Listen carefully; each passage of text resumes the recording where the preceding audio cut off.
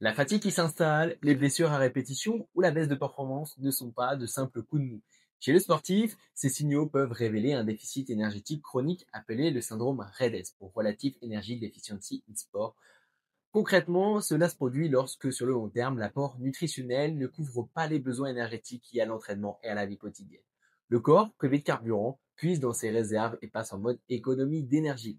Il ralentit certaines fonctions essentielles, par exemple la fonction reproductive, afin de survivre.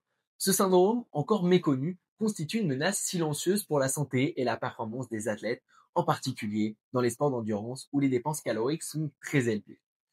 Quels symptômes doivent vous alerter? Plusieurs symptômes du syndrome REDES peuvent passer inaperçus au début car ils sont variés. Les plus courants à surveiller sont une fatigue persistante et une performance en baisse, une sensation d'épuisement qui dure malgré le repos, accompagnée d'une baisse inexplicable des performances sportives. Vous avez l'impression de stagner ou de régresser alors que vous entraînez dur.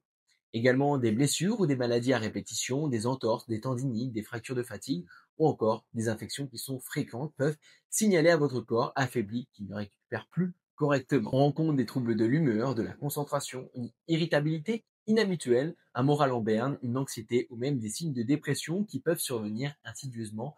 Vous pouvez aussi avoir du mal à rester concentré pendant l'effort ou au quotidien.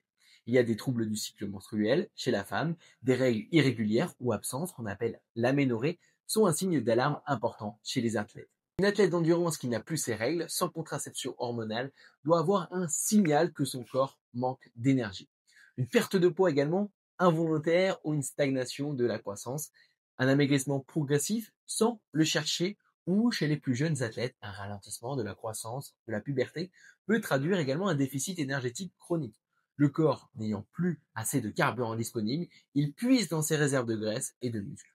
À noter, ces symptômes peuvent apparaître de manière isolée ou ensemble. S'ils perdurent, n'attendez pas pour réagir. Mieux vaut en parler à un médecin ou à un diététicien du sport, car détecter tôt le REDES permet de limiter donc les conséquences sur la santé et venir travailler dessus. Pourquoi le REDES survient? Le syndrome RLS trouve son origine dans un déséquilibre entre ce que vous dépensez et ce que vous mangez. Autrement dit, vos entraînements sollicitent énormément d'énergie que votre apport alimentaire ne compense pas suffisamment. Ce manque d'apport énergétique peut être chronique, c'est-à-dire installé depuis des semaines ou des mois et résulte de plusieurs situations qui sont courantes. Première, ce sont des dépenses énergétiques qui sont élevées non compensées. Les sports d'endurance comme la course à pied, le trail, le cyclisme, le triathlon brûlent un volume calorique qui est énorme. Si l'alimentation ne suit pas la cadence par manque de temps, d'organisation ou de conscience des besoins, un déficit peut s'installer insidieusement. Il peut il y a des apports insuffisants involontaires. Il arrive que certains athlètes ne mangent pas assez sans le vouloir. En cause, c'est un manque d'appétit après les entraînements intenses, un emploi du temps chargé qui fait qu'il y a des repas qui sautent, des déplacements qui compliquent la nutrition ou encore des choix alimentaires mal adaptés. Par exemple, un régime végétarien, vegan strict, non planifié. Ces facteurs peuvent mener à une sous-alimentation par inadvertance. Troisième point, c'est une restriction volontaire ici qui est trop poussée. À l'inverse, chercher à maigrir ou à sécher pour améliorer son rapport poids-puissance et son apparence peut conduire à se priver de nourriture de façon excessive. De nombreux sportifs soumis à la pression du poids, les sports à catégorie de poids, les disciplines esthétiques comme la danse ou la gymnastique et les sports d'endurance limitent délibérément leur apport calorique, ce qui augmente fortement le risque de syndrome REDS. Les athlètes féminines d'endurance sont notamment très exposés à ce risque. On rencontre également des troubles du comportement alimentaire, les fameux TCA. Parfois, le déficit énergétique cache un trouble alimentaire qui est sous-jacent. De l'anorexie, de l'orthorexie, qui est une obsession de manger absolument sain, la boulimie, etc. Même sans atteindre un diagnostic clinique sévère, ces habitudes perturbées, la peur de certains aliments, l'obsession de son poids, conduisent presque toujours à un apport insuffisant pour une sportive active. En résumé, tout ce qui empêche l'athlète de couvrir correctement ses besoins nutritionnels peut déclencher un syndrome REDES. Il n'est pas nécessaire d'être une athlète professionnelle pour en être victime. Attention. Les sportifs amateurs, très assidus, peuvent aussi être confrontés dès lors que la balance énergétique penche du mauvais côté sur la durée. Quelles sont les conséquences sur la santé et la performance? Un REDES installé n'est pas sans effet. Il peut impacter l'ensemble du corps du sportif ainsi que ses résultats sportifs, parfois de façon durable. Voici les principales conséquences à craindre si le problème n'est pas corrigé à temps. Le corps passe en mode économie d'énergie. Le corps réduit la production de certaines hormones vitales. Par exemple, les femmes voient souvent leur taux d'œstrogène chuter, d'où l'arrêt des règles, et les hommes ont une baisse de testostérone. Ce déséquilibre hormonal affecte aussi les os. Une densité osseuse qui est en baisse peut induire à de l'ostéoporose précoce et à des fractures de stress qui sont plus fréquentes chez le sportif d'endurance. On a également une immunité qui est affaiblie et d'autres troubles physiques. Un sportif en déficit énergétique chronique a un système immunitaire affaibli, ce qui le rend plus vulnérable aux maladies et aux infections opportunistes. On observe également des perturbations du côté cardiovasculaire, avec un rythme cardiaque irrégulier, des tensions basses et digestives, un ralentissement de la digestion, des maux de ventre, du fait du manque d'apport énergétique. Sur le plan reproducteur, comme évoqué, les fonctions sont mises en veille, des troubles menstruels, une infertilité temporaire. Le corps jugeant qu'il n'a pas les ressources pour supporter une grossesse, par exemple. Il y a également des conséquences qui sont là d'ordre psychologique. Le REDS ne s'arrête pas au physique. Il peut aussi jouer sur le mental. On constate souvent une irritabilité accrue, des troubles de l'humeur pouvant aller jusqu'à la dépression, une perte de motivation pour l'entraînement et des difficultés de concentration. Ces signes psychologiques aggravent le cercle vicieux car le moral en berne peut empêcher de bien s'entraîner, voire même pousser à manger encore moins, donc un cercle qui est vicieux. Les conséquences sont sans appel. Un athlète en REDS voit ses performances stagner ou décliner malgré tous ses efforts. La fatigue devient chronique, la récupération après l'effort est lente et incomplète, ce qui limite les progrès et augmente le risque de blessure. Sur le long terme, persister dans cet état peut même compromettre une carrière sportive. En étant constamment finalement à sec, le corps n'arrive plus à encaisser l'entraînement intensif et chaque nouvelle séance peut empirer la situation au lieu de l'améliorer. Par conséquent, ignorer un syndrome REDS revient à jouer avec sa santé.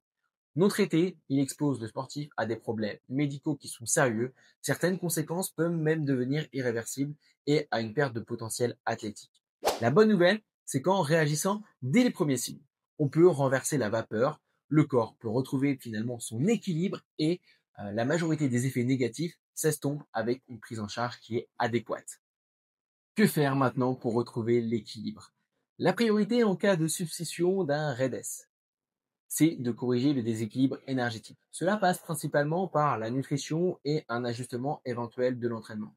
Voici quelques conseils pratiques pour aider votre corps à combler le déficit et à réduire les symptômes. Premier point, ça va être de revoir vos apports à la hausse. Augmentez votre apport calorique quotidien afin de couvrir vos dépenses en insistant particulièrement sur les glucides. Les glucides sont le carburant privilégié des efforts d'endurance. Ne les négligez surtout pas. Concrètement, assurez-vous d'avoir des portions de féculents, de pâtes, de riz, de pain, de céréales à chaque repas. Et ne sautez pas les repas. S'il le faut, glissez des collations supplémentaires dans la journée avec des barres de céréales, des fruits secs, des sandwichs, etc. pour éviter de longues périodes sans apport. Également, pensez aux protéines. Adaptez la nutrition autour de l'entraînement. Vos muscles ont besoin de refaire le plein après chaque effort. Prévoyez une collation de récupération dans la demi-heure sur vos entraînements. Par exemple, un smoothie fruité, une source de protéines ou un bol de muesli avec du yaourt afin de recharger vos réserves énergétiques et optimiser votre récupération.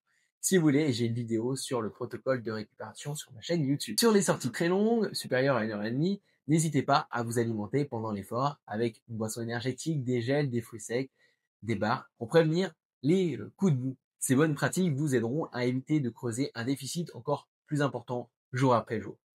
Veillez à ce que votre alimentation apporte tous les nutriments dont vous avez besoin. Évitez les régimes extrêmes ou déséquilibrés. Par exemple, les régimes ultra faibles en glucides ou uniquement hyperprotéinés. Ils augmentent le risque de carence énergétique et de fatigue. À chaque repas, composez une assiette complète avec une source de glucides, des céréales, des légumineuses, une source de protéines, de la viande, du poisson, des œufs, du tofu et des bons lipides, de l'huile d'olive, des oléagineux, des légumes et des fruits pour les vitamines et les minéraux.